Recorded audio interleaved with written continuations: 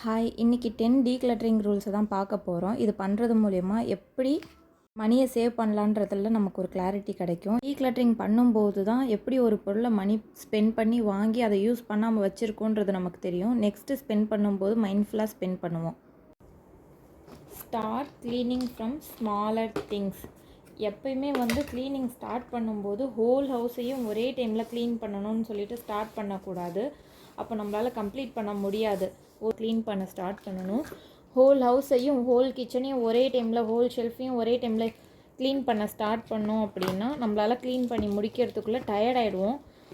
அதை நம்மளால் கம்ப்ளீட் பண்ணி முடிக்க முடியாது அந்த டாஸ்க்கை. ஸோ சின்ன சின்ன விஷயத்துலேருந்து தான் நம்ம க்ளீனிங்கை ஸ்டார்ட் பண்ணணும் எப்பயுமே. Remove unused clothes. யூஸ் பண்ணாத கிளாத்ஸை ரிமூவ் பண்ணிடுறது தான் பெஸ்ட்டு. அதை ஹோல்ட் பண்ணி வச்சுருந்து அதுக்கப்புறம் அது கிளட்டராக ஆட் ஆகிறதுக்கு பதிலாக அதை அப்பப்போவே ரிமூவ் பண்ணிடலாம். Too many same items, duplicates. ஒரே மாதிரி 2-3 விஷயத்தை நம்ம வச்சிட்ருக்கிறது, ஒன்று இல்லைன்னா ஒன்று யூஸ் ஆகும் அப்படின்ற மாதிரி. ஆனால் நம்ம ஒன்று வச்சுருந்தாலே நமக்கு போதுமானதாக இருக்கும். எல்லா நேரத்துலையும் 2 நமக்கு தேவையே படாது. இது என் ஹஸ்பண்டோட டிஷர்ட்ஸு. நிறைய டைம் அவர் நிறைய பேர் என்கிட்டயே கேட்டிருக்காங்க, ஏன் ஒரே மாதிரியே ட்ரெஸ் போட்டுட்ருக்காரு, எப்போ பார்த்தாலும் யூனிஃபார்ம் மாதிரி அப்படின்ற மாதிரிலாம் கேட்டிருக்காங்க. அதே மாதிரி ஒரே மாதிரி 2 ஐட்டம்ஸ் யூஸ், நம்மக்கிட்ட ஒரு ஐட்டம் கரெக்டாக வச்சுருந்தோம்னாலே போதும். ஆனால் 2-3 வச்சுருக்கணுன்ற அவசியம் இல்லை. பட் ஆனால் அது யூஸ் பண்ணிகிட்ருக்கும்போதே கரெக்டாக ஒர்க் ஆகாத மாதிரி போயிடுச்சு. சரின்னுட்டு திருப்பியும் செகண்ட் வாங்குற மாதிரி ஆயிடுச்சு. ஃபஸ்ட்டு வாங்கும்போது 500க்கு தான் வாங்கினோம், திருப்பி செகண்ட் வாங்கும்போது 600க்கு வாங்கினோம். இது நல்லா இருக்குது. ஸோ குவாலிட்டி ஓவர் குவான்டிட்டின்னு சொல்லுவோம்ல, அதே மாதிரி தான்.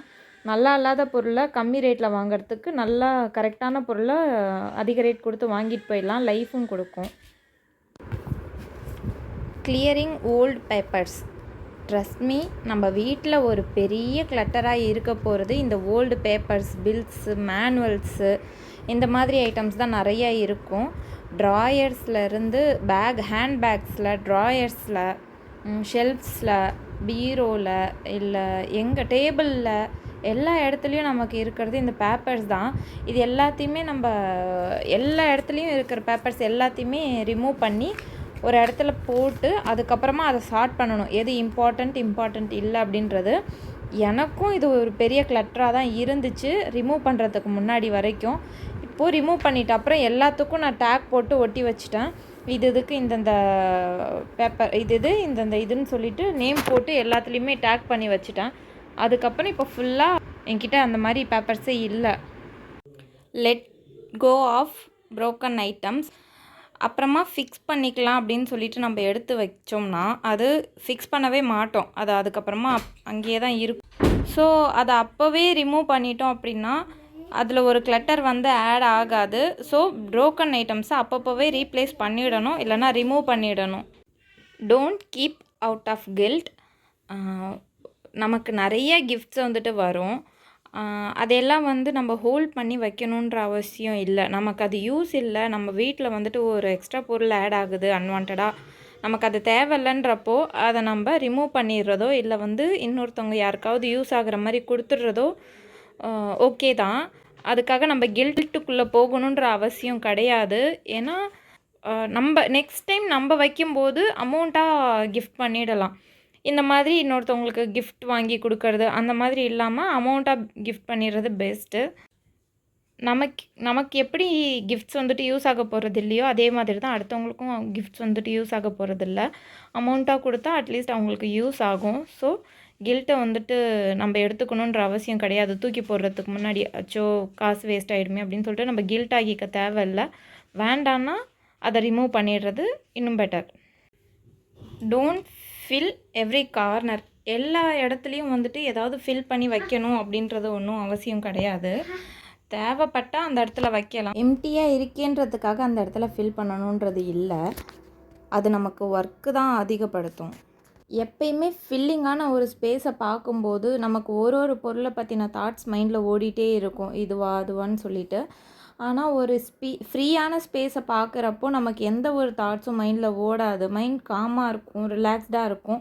நமக்கு நிறைய யோசிக்கிறதுக்கு புதுசான விஷயங்கள் நமக்கு வந்துட்டு மைண்டில் வரும். 1 in 1 அவுட் ரூலை வந்துட்டு ஃபாலோ பண்ணிக்கலாம். அதே மாதிரி ஒரு பொருள் புதுசாக வாங்குகிறோம் அப்படின்னா பழைய ஒரு பொருளை வந்துட்டு ரிமூவ் பண்ணிடுறது பெட்டர். ஓவர்ஃப்ளோ ஆகிற அளவுக்கு நம்ம விடணுன்றது அவசியம் கிடையாது. அதனால தான் 1 in 1 அவுட் ரூலில் வந்துட்டு ஃபாலோ பண்ணுறது. அப்போ வந்து நமக்கு ஸ்பேஸ் கொஞ்சம் ஃப்ரீயாக கிடைக்கும். இது மாதிரி ரொம்ப கஷ்டப்பட்டு உள்ளே வைக்கணும், எடுக்கணும் அப்படின்றது கிடையாது. Daily 10 minutes reset rule. Daily 10 minutes reset பண்ணால் போதும். ஹோல் ஹவுஸும் க்ளீனாக இருக்கும். கிளட்டர் அதிகமாக இருக்கும்போது க்ளீன் பண்ண டைம் எடுக்கும். கிளட்டர் ரொம்ப கம்மியாக இருந்துச்சு அப்படின்னா க்ளீன் பண்ணுற ப்ராசஸும் ரொம்ப ஈஸியாக இருக்கும். ரொம்ப சீக்கிரம் முடிஞ்சிடும். Keep what adds value. இதில் ஒரு பொருள் நமக்கு சந்தோஷத்தை கொடுக்குதுன்றப்போ அந்த பொருளை நம்ம வச்சுக்கலாம். அது மெயின்டெனன்ஸ் எடுக்குது, அதுக்கு ஒரு யூஸும் இல்லை, சும்மா தான் மெயின்டைன் பண்ணணும் அப்படின்றப்போ அதை நம்ம வச்சுக்கணுன்ட்டு அவசியம் இல்லை. அதை ஒரு ஃபோட்டோவாக கூட எடுத்து வச்சுட்டு அந்த பொருளை நம்ம தூக்கி போட்டுடலாம். என்னோடய மினிமலிசம் ஜேர்னியில் இந்த 10 ரூல்ஸை தான் நான் ஃபாலோ பண்ணிகிட்ருக்கேன். இந்த ரூல்ஸ் உங்களுக்கு பிடிச்சிருந்தா உங்கள் ஃப்ரெண்ட்ஸ் அண்ட் ஃபேமிலிக்கும் ஷேர் பண்ணிவிட்டு லைக் பண்ணி இது ரிலேட்டட் வீடியோஸ் வேணும்னு நினச்சிங்கன்னா சேனலை சப்ஸ்கிரைப் பண்ணிக்கோங்க. தேங்க்யூ ஸோ மச் ஃபார் வாட்சிங்.